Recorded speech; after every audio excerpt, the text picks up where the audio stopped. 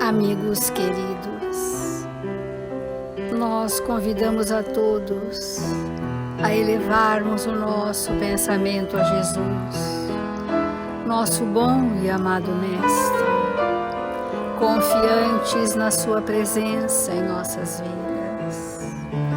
Sentimos suas vibrações amorosas alcançarem a todos nós. E queremos, Senhor, de alguma sorte mergulhar nos ensinamentos sublimes do Seu Evangelho, para buscarmos o alimento de que somos necessitados. Ensina-nos, Senhor, a servir, sem perguntar a quem ou até quando, para que a nossa existência na Terra seja pautada na prática do bem constante e que estejamos no mundo, Senhor, no aprendizado de aprendermos a amar, compreendendo, amar tolerando, amar perdoando, amar servindo, para que um dia sejamos, Senhor, fiéis servidores da sua seara. Pedimos humildemente, Jesus amigo, que os seus prepostos de amor na terra cubram a multidão de aflitos e que as dores superlativas desta hora sejam aplacadas pelo bálsamo da misericórdia. Onde quer que haja dor, possa haver mãos estendidas em seu nome. Assim, confiantes, iniciamos o Evangelho desta manhã. Obrigada, amigos queridos. Obrigada, Senhor Jesus. E que assim seja, Mestre.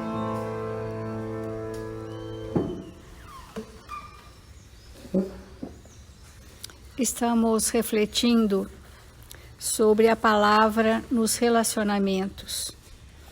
E do Evangelho segundo o Espiritismo, nós vamos refletir sobre o dever, que diz assim: Deus criou todos os homens iguais para a dor, pequenos ou grandes, ignorantes ou esclarecidos. Sofrem pelas mesmas causas, a fim de que cada um julgue judiciosamente o mal que pode fazer. O mesmo critério não existe para o bem, infinitamente mais variado em suas expressões. A igualdade diante da dor é uma sublime previdência de Deus, que quer que seus filhos, instruídos pela experiência comum, não cometam o mal, argumentando com a ignorância dos seus efeitos. Somos todos criados, destinados à perfeição. Os males que nos acometem são criações nossas. E essas criações nossas são necessidades evolutivas para nós aprendermos a lei de ação e reação, o quanto o Evangelho diz assim, olha, a fim de que cada um julgue judiciosamente o mal que pode fazer. É um espelhamento, né? É um reflexo do mal que eu posso fazer. E é interessante que, dada a nossa faixa evolutiva de espíritos imperfeitos, e às vezes ainda predomina em nós as ignorâncias, ou a ignorância perante as leis divinas, esse grau de ignorância, né, ou não conhecimento, ou não experiência do bem, faz com que esta dor seja muito parecida umas com as outras. Por isso que o Evangelho é igual para a dor, porque a dor que nós estamos mergulhados é muito semelhante, porque a faixa evolutiva que nós estamos é semelhante. É diferente para o bem. O bem é infinitamente expressivo, porque é a lei do amor, e o amor é infinito, mas o mal é muito restrito. O mal é pequeno. O mal é uma forma de reduzir e acanhar a evolução do espírito. Ele não tem a expressão que a gente dá para ele. Não tem. Mas nós damos ao mal uma expressão tão gigantesca por não sabermos fazer o bem suficientemente para resolver o mal que permanece em nós. Por que é tão gritante a nossa dor? Porque bastaria que nos amássemos para sanear o mal que há em nós. Porque não aprendemos ainda a amar, não aprendemos a perdoar, não aprendemos a ser espíritos misericordiosos. A piedade ainda não compõe os nossos sentimentos suficientemente, porque a esses espíritos onde essas virtudes já se manifestam, não existe sofrimento. Não existe. A dor pode existir como um recurso da lei no planeta Terra para nos impulsionar. Mas esse sofrimento que nós queremos agasalhar para nós e dar para ele um vulto que ele não tem, é uma escolha. Nós escolhemos sofrer muito. Nós escolhemos, porque não fizemos um planejamento reencarnatório para o sofrimento, fizemos para um ajuste com a lei de Deus e, se possível, uma reparação.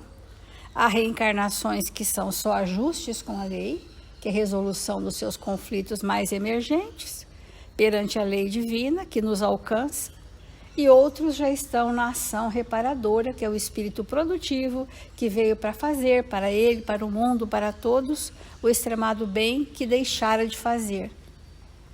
Então, o Evangelho coloca a dor no dever. Então, o dever moral, quando cumprido, alivia o sofrimento. E isto que hoje nós chamamos de dor, é uma necessidade, na verdade é só a manifestação da lei de Deus.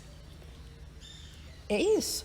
Nós chamamos de dor a manifestação da lei de Deus, nos reconduzindo para as retas seguras. Nós chamamos de dor um plano de amor que recebemos para que nós nos reconciliemos com os nossos desafetos. Nós chamamos de dor, mas não é. Enquanto a humanidade tiver esse olhar, tudo será para nós sofrimento. O bem, ele já é infinitamente, expandido, não tem limites para o amor, porque é a lei universal que rege o universo. Então, como nós vamos conciliar os nossos deveres morais no nosso ambiente de relacionamentos mais íntimos, que não é só dentro da família consanguínea, já estamos estendendo ao grupo de convivência, que são aqueles mais íntimos que convivem conosco. Nós estamos num momento em que as pessoas estão sendo convidadas a estarem mais próximas. E no início das nossas falas, nós estávamos e estamos ainda valorizando muito essa oportunidade da convivência em família, porque muitas famílias apenas conviviam superficialmente, sem relacionamentos profundos. Hoje vemos que o estreitamento da convivência está provocando aquilo que em nós não está pronto, provoca. Porque a proximidade excessiva faz com que muitas vezes a gente transgrida o limite com o outro. Invada um pouco aquela individualidade. Isto é tênue, sutil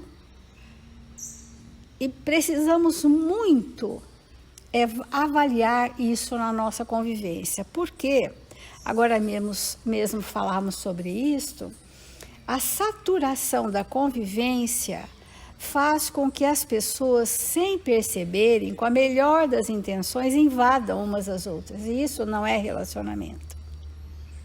Nós temos que ser respeitosos para com o tempo do outro, para o ritmo do outro, para a necessidade do outro, para a individualidade daquele outro. Esse respeito, ele precisa fazer parte do relacionamento, não só da convivência, não é?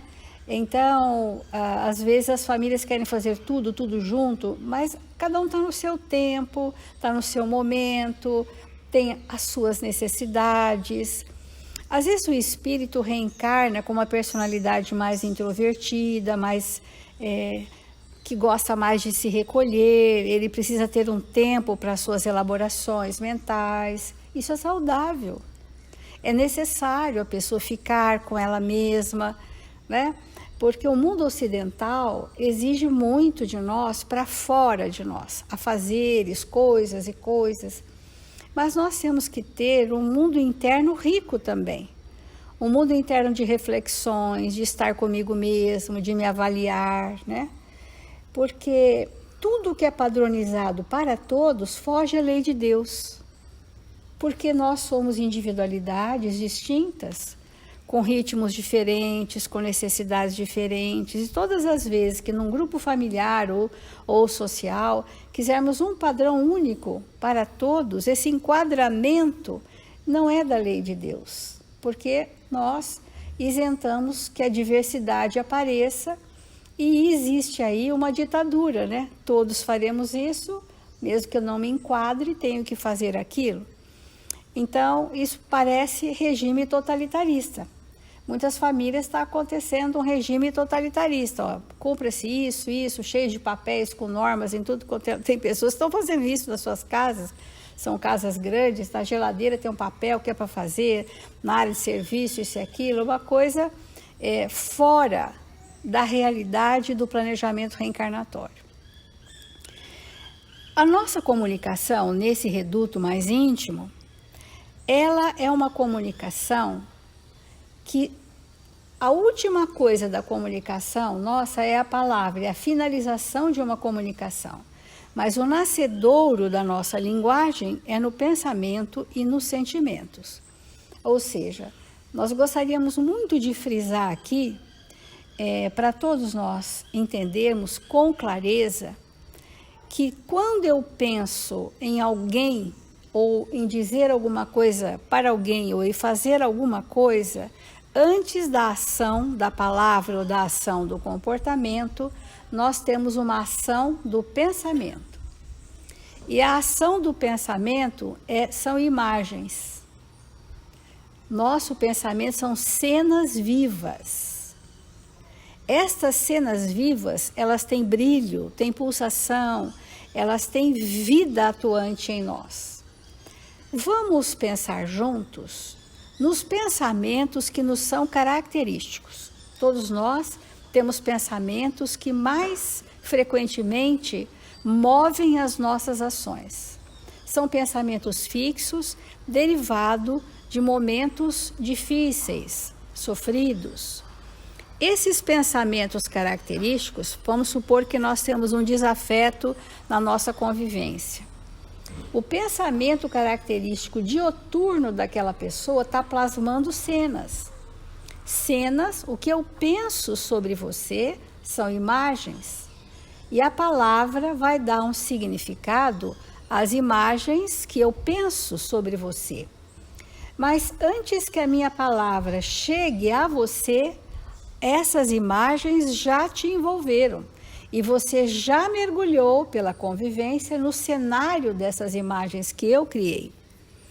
Podem ser imagens ligadas à dificuldade com o perdão e com a vingança, a ciúme, a possessividade, a pessoas controladoras, a pessoas vingativas e toda a gama de emoções que o ser humano ainda vibra.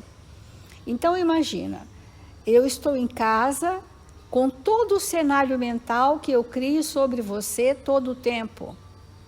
E aí somos convidados a viver pertinho daquele ambiente por dias e dias e dias. Obviamente que a nossa comunicação está sendo muito mais as cenas vivas que eu produzi, das vibrações do meu pensamento com as minhas emoções, do que das palavras. E as pessoas que conosco convivem começam a reagir a essa estimulação. E então, não só desperta o não resolvido, quanto desperta a anterioridade. É muito complexo isso, mas é assim, muito importante no estudo da palavra, nos nossos relacionamentos, que a gente compreenda por que o outro reage assim comigo. Quais são os estímulos que partem de mim e que estimulam, que acorde no outro as questões não resolvidas entre nós e principalmente uma anterioridade que nós viemos para trabalhar. Se nós não tivermos bem claro, o objetivo de cada relacionamento em nossas vidas, no que é que eu vim transformar estando com você, estando com todos, eu posso me perder na justificativa, no enfrentamento, na reclusão e até na depressão. Muitas depressões, eu diria que a grande maioria delas, que começa no estado de desânimo e vai se estendendo a uma desistência, tendo como pano de fundo uma contrariedade extremada a níveis de raiva, rancor. Esse estado doente do nosso sentimento, do nosso pensamento, é derivado das imagens que eu crio sobre você, me comunico com você com o que eu penso e não suporto a reação do que eu estimulo no outro. Por isso que vem a célebre frase, que muito nessa casa é bem falado e estudado entre nós, os seus trabalhadores, é nós perguntarmos para as pessoas que mais de perto convivem conosco o que em minha personalidade atrapalha o nosso relacionamento. O que nas minhas palavras dificulta a nossa comunicação. E ouvirmos o que as pessoas têm para nos dizer, para que a gente volte-se para nós mesmos nessa linguagem, né, do espírito, que é a linguagem das vibrações, e nós possamos mudar o fator causal que me faz agir dessa forma. Às vezes a pessoa não sabe qual é a causa, mas ela precisa ser levada a compreender essa causa.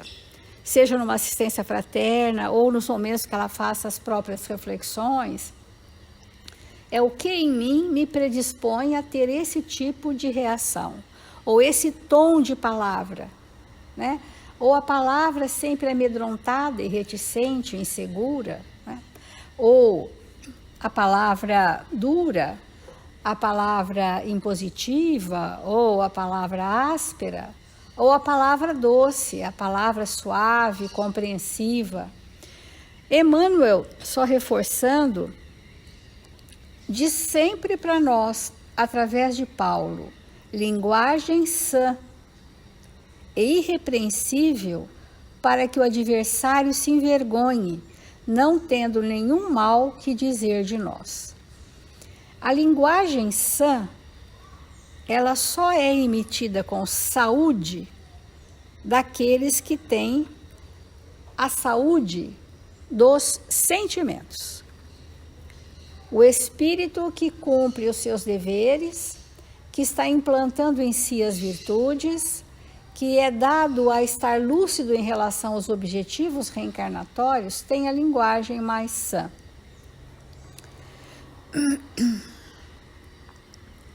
Então, nós gostaríamos de deixar aqui essa reflexão para hoje, de nós começarmos a identificar em nós as causas da minha comunicação que não dá certo nos meus relacionamentos.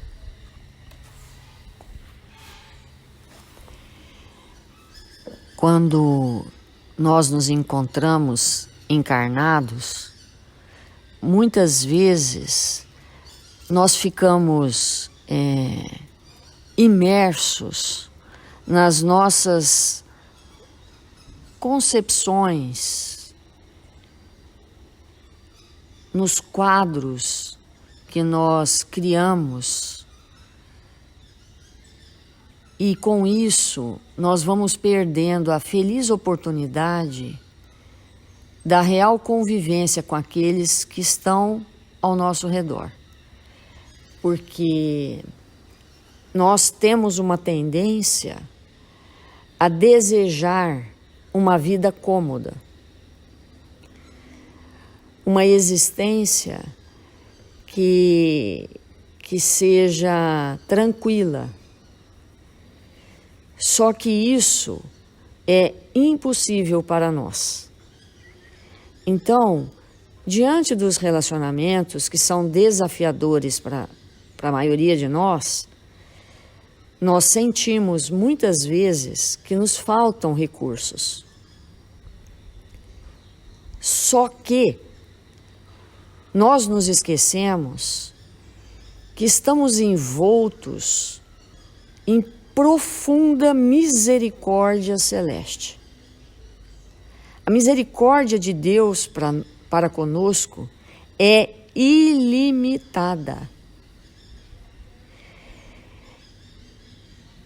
Todo o tempo todo, nós estamos verdadeiramente envoltos nesta vibração de Deus que nos envolve com uma bondade infinita. E que aquilo que nós estamos chamando de dificuldade, que muitas vezes para nós parece intransponível, mais na frente, quando o nevoeiro das nossas percepções equivocadas passar, nós vamos compreender que aquela situação era para nós a bondade suprema de Deus. A presença daquele Espírito que nos desafia, que nós chamamos de dificuldade, é, na verdade, a manifestação mais pura da misericórdia divina. Porque, na grande maioria das vezes, se nós não estivéssemos nesse momento,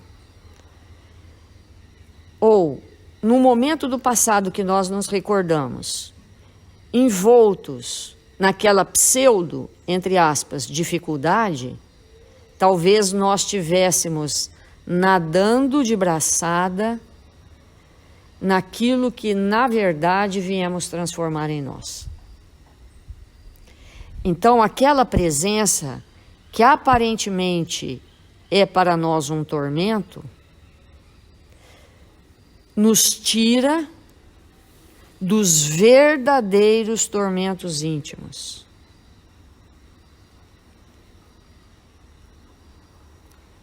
Aquele desespero que nós sentimos naquele momento que não sabemos lidar com aquela situação,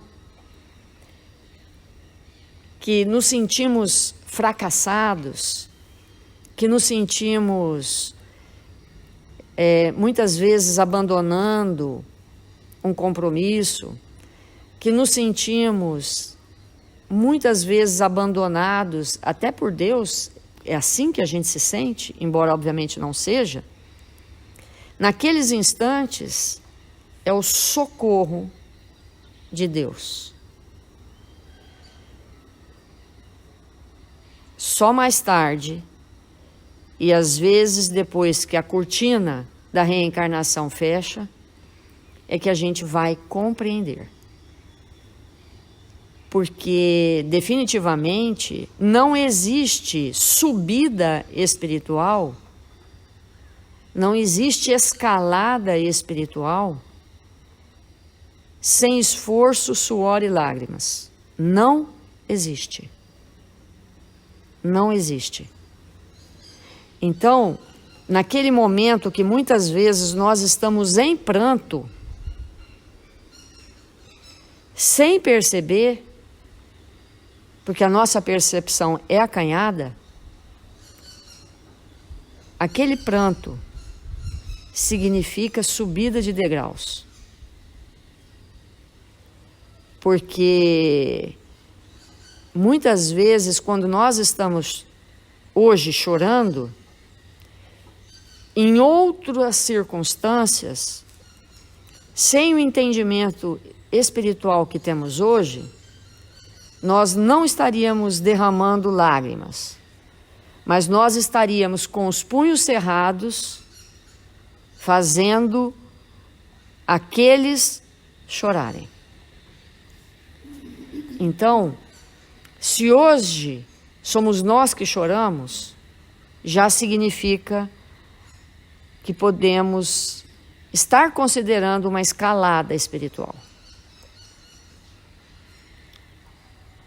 Esse momento ele é muito importante para nós, de compreender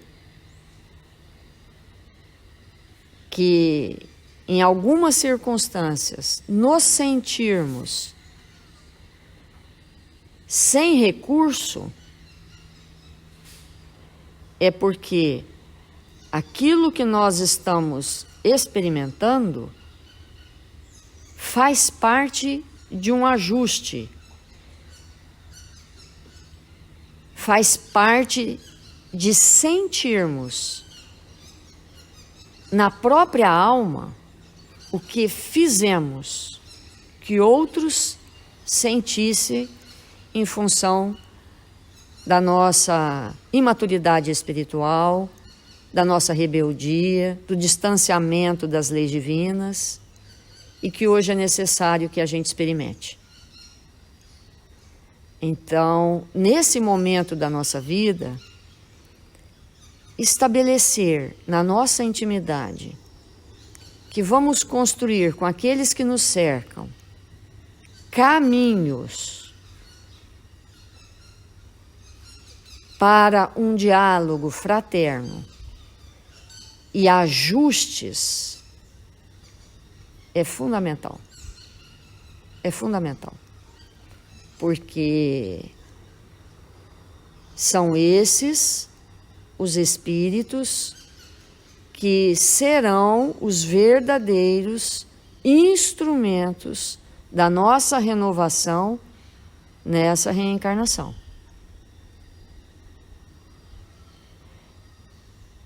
Aprender a conversar de maneira proveitosa é algo que exige de nós exercício. E quando nós estamos no exercício, muitas vezes nós não damos conta de finalizar o exercício. A gente erra logo no primeiro raciocínio. Logo na primeira forma de raciocinar, a gente sabe que não vai conseguir concluir o exercício. Mas o exercício fica ali. Passa um pouco, a gente renova o pensamento, faz uma prece e volta. Até que a gente consiga realmente concluir. O mais importante é saber que estes exercícios diários, eles existem para renovar a nossa concepção que nós temos da vida, do que seja realmente viver. Porque relacionarmos uns com os outros é efetivamente estabelecer vida em nós. E como não existe vida sem o movimento daquilo que é imortal, os relacionamentos também serão assim. Então vamos fazer a nossa prece e nos mantermos absolutamente confiantes de que estamos nesse aprendizado e amparados por essa misericórdia divina. Vamos orar.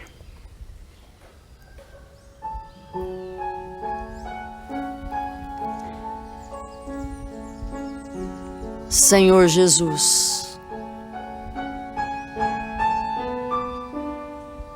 que as nossas lágrimas de hoje, Senhor,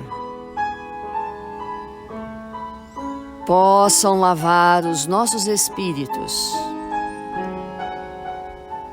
nos tornando seres mais adequados ao trabalho, mais limpos, mais amorosos, mais humildes. Que nesta hora da nossa vida, Senhor, sejamos aqueles espíritos desejosos de construir o bem em nossa intimidade. Que nós possamos perceber em nossa intimidade tudo aquilo que necessita de luz, de entendimento, e que possamos nos iluminar com a luz do Seu Evangelho, Senhor.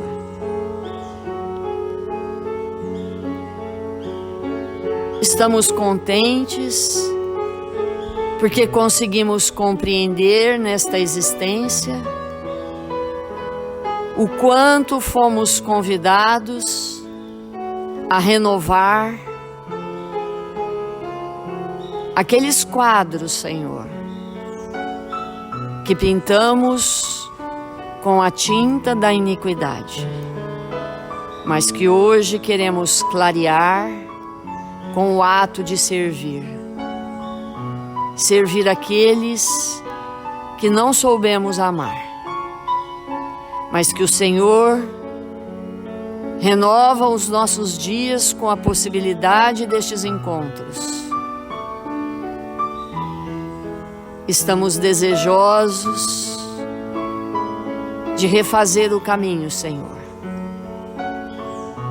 de nos tornarmos servidores,